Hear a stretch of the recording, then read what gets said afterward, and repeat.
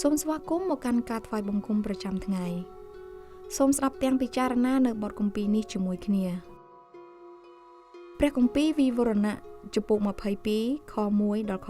5ទេវតាបង្ហាញឲ្យខ្ញុំឃើញទន្លេដែលមានទឹកផ្ដល់ជីវិតថ្លាដោយកែវចរណៃហូរចេញពីបល្ល័ង្ករបស់ព្រះជាម្ចាស់និងបល្ល័ង្ករបស់កូនជាមនៅចំកណ្ដាលលានក្រុងនិងនៅមាត់ច្រាំងទាំងសងខាងរបស់ទន្លេនោះមានដើមឈើដែលផ្ដល់ជីវិតផ្លែ12ដងក្នុងមួយឆ្នាំគឺមានផ្លែរៀងរាល់ខែរីឯស្លឹកឈើនោះជាថ្នាំសម្រាប់ព្យាបាលប្រជាជាតិនានាឲ្យជាក្នុងក្រុងនោះអ្វីៗទាំងអស់នឹងលែងត្រូវបណ្ដាសាទៀតហើយ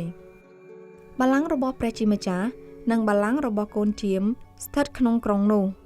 ហើយពួកអ្នកបម្រើរបស់ព្រះអង្គនាំគ្នាគោរពថ្វាយបង្គំព្រះអង្គគេនឹងឃើញព្រះភ័ក្ត្រព្រះអង្គហើយនៅលើថ្ងាសគេក៏មានដាវព្រះនាមព្រះអង្គដែរនៅក្រុងនោះគ្មានយប់ទៀតទេគេក៏លែងត្រូវការពន្លឺចង្គៀងឬពន្លឺព្រះអាទិត្យទៀតដែរត្បិតព្រះជាអង្គម្ចាស់ទ្រង់ជាពន្លឺបំភ្លឺគេហើយគេនឹងគ្រងរាជ្យអស់កលជាអង្វែងតរៀងទៅតើព្រះជាម្ចាស់បានបង្រៀនអ្វីខ្លះដល់លោកអ្នកបងប្អូនតាមរយៈបទគម្ពីរនេះអោព្រះវរបិតានៃទូបង្គំគុណសូមអរព្រគុណទ្រង់ចំពោះព្រះបន្ទូលនៅថ្ងៃនេះកូនដឹងថាទ្រង់ស្រឡាញ់កូនទោះកូនជាមនុស្សដែលមិនស័ក្តិសមនឹងទទួលបានទ្រង់រាប់កូនជាសុចរិតហើយរាប់យើងខ្ញុំជាកូនស្ងួនគ្នាទ្រង់ព្រមទាំងធ្វើជាគំរូនៃការអត់ទោសសម្រាប់កូនទាំងអស់គ្នា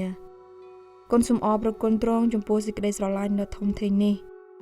កូនសូមថ្វាយគ្រប់ការទាំងអស់ក្នុងព្រះនាមព្រះអម្ចាស់ព្រះយេស៊ូវគ្រីស្ទអាមែន